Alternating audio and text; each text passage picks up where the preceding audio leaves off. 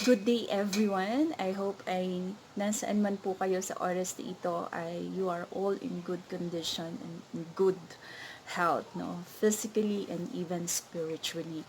So for today, I would like to begin our mentoring session for this lesson about the importance of behavior. Okay, so I will be doing a video presentation like this for our mentoring. Put it po in the chat group, so please follow doon po sa ating mga video clips. It might be my video or from other person or even articles and other stuff that we can all benefits and learn and grow together as an individual and even as a leaders or a minister in the Lord. So for today, ay gusto ko pong i-share sa inyo the importance of having the right behavior as a leader. This is very, very important.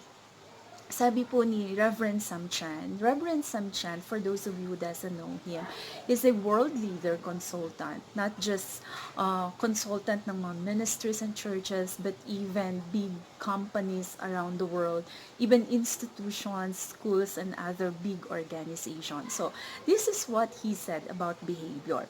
He said behavior is a little talk about subject in leadership circles, but it sets the tone for your entire organization.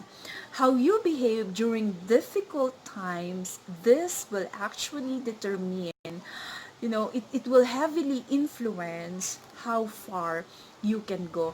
Yung daw pong ating attitude, yung ating behavior, during difficult times, this will determine how far, we can go. It can heavily influence, yung atin pong direction especially during difficult times. And I like what he mentioned about the soldiers, no, yung mga sundalo daw po, they don't get their medals being put on their chest and the stripes dito sa kanila pong balikat during peaceful times. They usually, get those medals, those rewards during war times. How they behave and how they were able to manage difficult situation during war times, during the most difficult times, during crisis, that will determine the medal that will give them, the medal, the reward, the merits or the stripe that ilalagay sa balikat o dito po sa chest nila. And for us, the same thing, yung behavior po natin individually, whether you are a minister, whether you are a leader, in facing difficult situation like this is very, very important. Now, even Chan Maxwell. One time I was also listening po to John Maxwell. John Maxwell was saying the other day that I was listening to him that there are actually three kinds of people, no, during difficult situation. You have the pessimist, you have the realist, and you have the optimist. So sino ba yung pessimist? If there is a crisis, if there is a difficult situation, usually a pessimist will always magreklamo, will always complain, okay? Will always murmur and complain about the situation, about the crisis na hinaharap. Then the optimist will always look into the future, will always say that, maybe tomorrow is better. Maybe we can hope for tomorrow.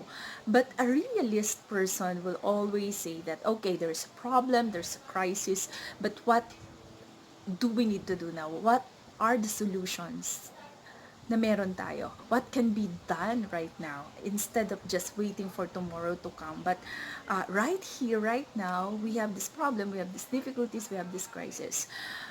Ano yung pwede natin gawin? That's the realist. Okay? So, in as much as we want to be optimist, of course, but we cannot just wait for the brighter days that will come. At the moment, okay, our behavior will determine kung ano ba yung gagawin po natin sa sitwasyon na meron po tayo during crisis, during difficult times, like meron po tayo lahat ngayon, no? Nasaan man tayong lugar, nasaan man po tayong panig ng mundo ngayon, we are all experiencing the same thing because of this pandemic. So in view of that, it's very important for us as a church, as a minister, as a leader, how we are going to face this crisis na meron po tayo ngayon, for us to not just, as I've said many times, not just to survive but to thrive, and that can we still go forward, move forward doon sa agenda ng Panginoon po, sa buhay po ng bawat isa sa atin. So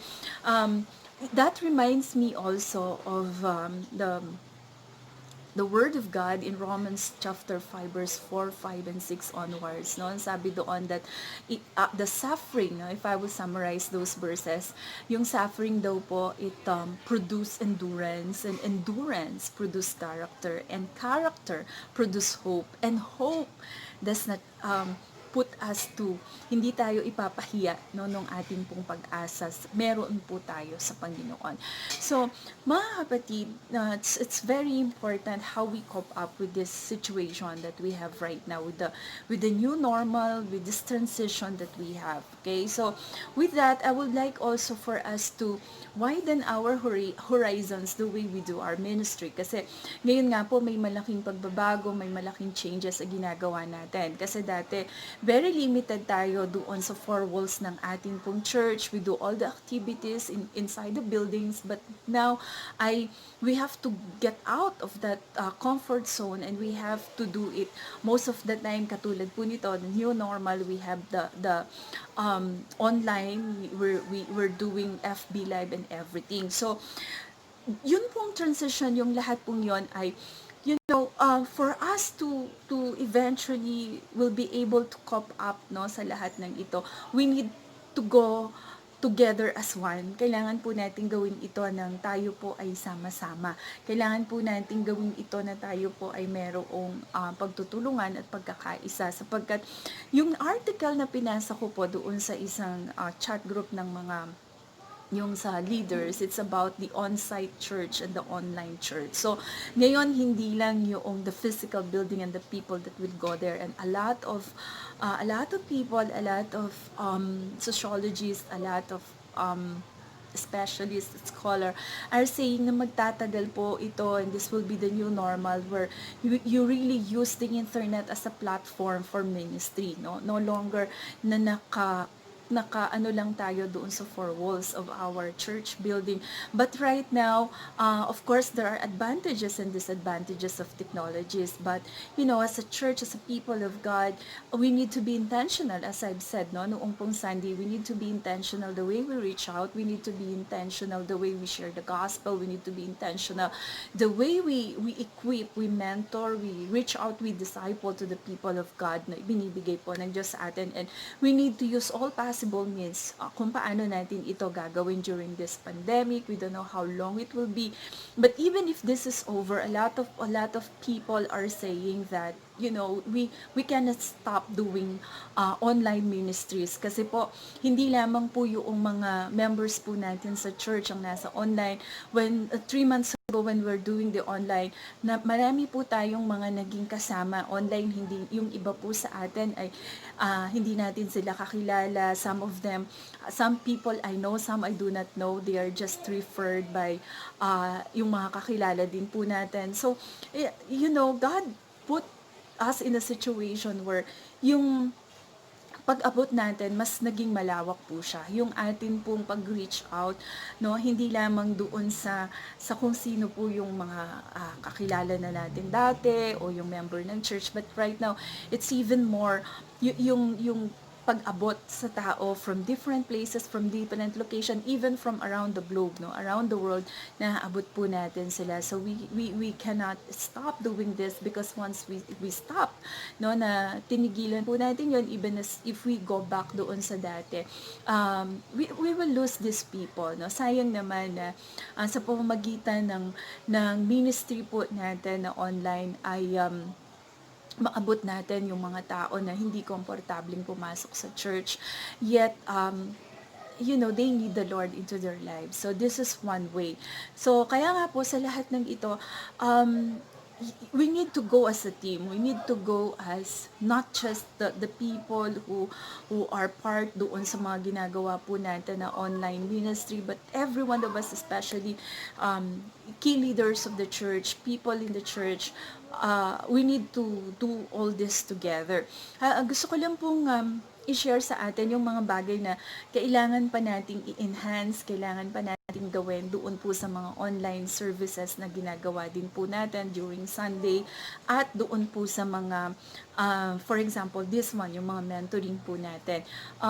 Kasi po kaming mga pastors, every Sunday we have sharing, we have mentoring also. Paano natin mas higit na mapapaganda, mas magiging epektibo, mas magiging maayos yung atin pong ginagawa in terms of the online. Kasi ito yung bago ngayon. We have the on-site, the people in the church, and then we have the online, the people on the online sa iba't ibang bahagi po ng mundo na nare-reach out po natin. So, there are two things according to Bishop Balano, no, na dapat ay two things that are very, very important. For, of course, yung content, it's very important. But second also is, napakahalaga din po na meron tayong magandang signal and the presentations ng ginagawa natin. So, right now, including as pastor, we're learning about these things. But gusto ko lang pong hingin din yung cooperation, yung tulong po ng bawat isa sa atin. So, ang ilan po doon sa mga naibahagi at na-share po sa atin during our live streaming, for example, ang isa po nating pwedeng gawin, simulan po natin gawin, no? As most of you ay nagre-react po kayo doon, nag-message po kayo. So, ang proper daw po pala, it's like, you know, when you start watching the live streaming, for example, pag Sunday po ay, you have to comment, you have to put like, for example, if you are from Saudi, from Singapore, from Hong Kong, or from Dili, or from other parts of the Philippines, sasabihin po natin, I am watching from Jeddah, I am watching from Singapore, because meron akong mga nakikitang ganon, some people are commenting doon, like my sister-in-law would always say, I'm watching from Cainta, no? So, ilalagay po natin iyon doon habang tayo po ay sumusubaybay doon po sa ating live streaming. Another thing that we can boost, no, and reach more is, pwede po tayong manood, pwede po tayong mag-tag habang nanonood po tayo doon sa mismong comment. Like, the people that we know, no, yung mga friends, relatives natin, yung iba ang ginagawa nila, nagwo-watch pa yung watch party yon, and they also share the video, no. At another thing also is you can tag, you can type the name of the person na gusto niyo pong i-invite, makita, and definitely mag-a-appear po yon doon po sa notification po nila, so they can also join, no, whether this person ay nasa Pilipinas man po sila o nasa ibang bansa, they can also join yung atin pong FB live streaming. Also, we have to take note din daw po that during the live streaming, we need to from viewers to engagers, no? So, yung hindi ka lang yung manunood, kundi dapat ay mag-engage din po yung viewers natin. I like what you are doing, that some of you are commenting, no, like for example, some of you would actually give the outline of the message, and that's very good. Meaning to say, talagang nagbigay tayo ng focus, nagbigay po tayo ng attention doon po sa ating panunood sa ating pong online service. Kasi ang disadvantage po ng ating online service, pwedeng nakabukas si Facebook pero hindi ka nakatuon doon. Pwedeng naglalaba ka pala, pwedeng nagluluto ka pala, pwedeng iba pala yung ginagawa mo, and yet bukas lang, di ba? So, wanting to makita po natin that you really, you know, you really listen to the word, you really listen to the message. So, mag-comment po tayo, we can put yung mga points, usually naman, very structured yung mensahe natin, nakalagay doon yung, ano ba yung point number 1, number 2, number 3, and then, say something about the message, say something about, how it impact your life, how it help you, or, follow through doon sa, if you have to repeat a quotation or whatever doon sa message. Why are we going to do that? Because yun po yung mga indicators natin na yung ating viewers, we want our viewers, from viewers to engagers. Mag-engage po sila doon sa ginagawa nating FB live streaming ng service po natin every Sunday. Another thing, no, pagpatapos na po siya, pwede rin po tayong mag-comment na maraming salamat po, like some of you are doing, of course, already na. Thank you very much, have a good day, blah, blah, blah.